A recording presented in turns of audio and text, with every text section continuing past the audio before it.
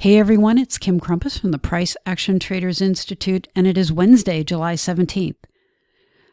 We are going to do another New York session market recap for Forex day traders who follow the Forex market. And before we get into the charts, I first want to go ahead and go over our trading guidelines that we use here at the Price Action Traders Institute. So let's go ahead and take a look at those guidelines. So everyone should know by now that trading is very risky and that it carries a substantial amount of risk of loss in particular. And if you're not aware of that or you disregard it, you can cause a lot of harm both psychologically and financially. We have trading guidelines to help us manage our risk. The first thing is we have a simple trade planning process that every trader learns once they come through the virtual doors of the Price Action Traders Institute. That planning process helps you identify your setups for the session, whether it's the London session or the New York session.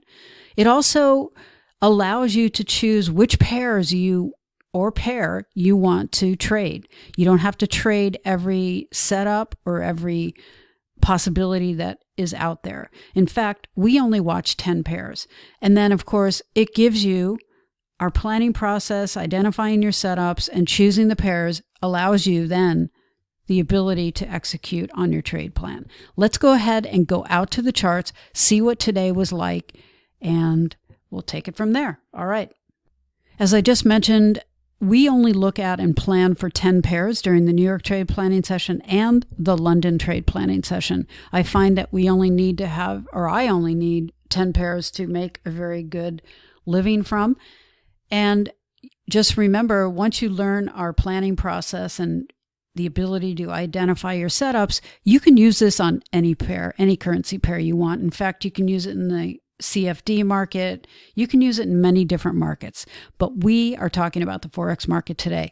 Looking at this euro dollar, you should be able to see that this pair was just ranging. There was a break right here, and the pair never really went anywhere unless you got this range break.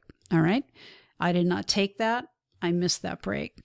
The euro yen also was just ranging. Notice these are moves that are like this. There's no real directional move.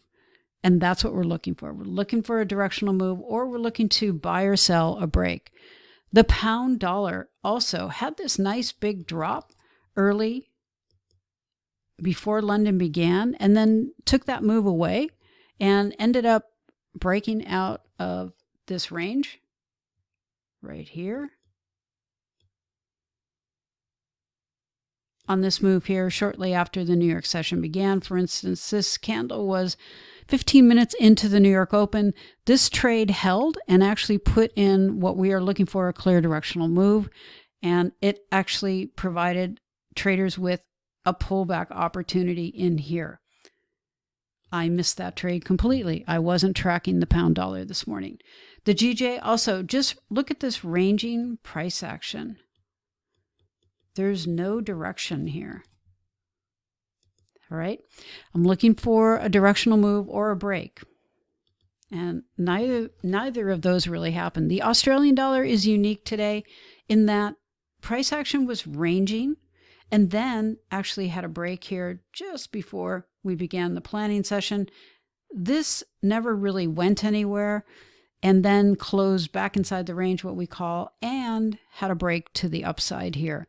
And again, neither direction price did not really move, did not make moves.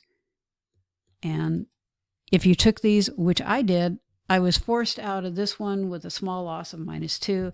And this one, I jumped out with a small win of +2. Actually, this was -4. Sorry, this one closed back in the range here. And I jumped out with -4 and +2, leaving me with a net of -2 on the Australian dollar today. Not big wins and not big losses. The Australian yen also just ranging price action, tried to break right here. You should be able to see this breaking line right here. It did break, but then closed back inside and never really formulated a move. And I did take that break and had to get out for -1. Again, keeping those stops and very tight and watching for the market to do what you want it to do or let it take you out so that you don't incur a big loss. The dollar yen was ranging also. You'll see this price action not really going anywhere, then had a break and also did not go anywhere. Came back and closed inside the range. I took this one also and took a -2 on this trade. So today it was a -2 on this guy. Again, very small, very contained. This market was essentially flat. The dollar CAD had this beautiful move to the downside overnight, set up during the Asian session, continued into London for a little bit, and then floated back in. And we had a red news event on Canadian dollar, Consumer Price Index, CPI. This was the news candle.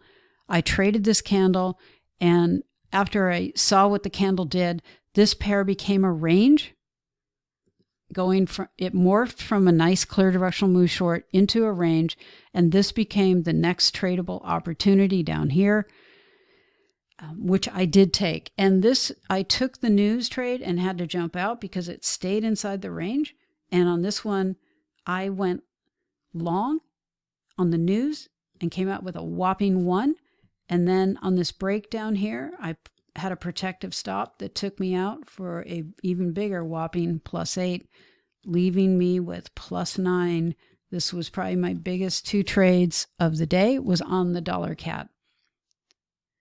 And the CAD yen also ranging before the news, tried to break right here, did break, never put in a beautiful clear directional move. And then here's the news candle, this dark one right here, this wicky one.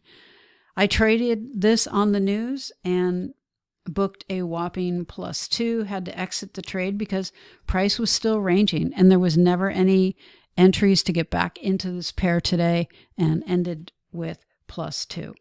And then lastly was the New Zealand dollar. The New Zealand dollar had been ranging in the Asian session here, like this, had a break. And we, in the New York session, were waiting for a clear move to be put in. It was put in. And the first time we got a pullback was way up in here, kind of late in the session. And there really was no trade. I didn't take any trades on this. So all of this, net, today was a big net of +6. And how I got there, again, was the AU. And let me give you those numbers again on the trades real quick. And this happens. Sometimes they're just, the markets don't move. AU -2. AJ was -1. The dollar yen was a -2. The CAD, which ended up being the big winning 2 trades, was +9. And the CAD yen on the news trade was a whopping +2. And all of this totaled up, brought me to this. Essentially a break-even day. All right, and that's what happens. That's the reality of the markets. They don't always move gangbusters. The point is, you want to be available when and if they do move. You have to have your planning process in place. Let's go ahead and just quickly review those trading guidelines so you get them into your mind's eye, so you know next time what you should be thinking about.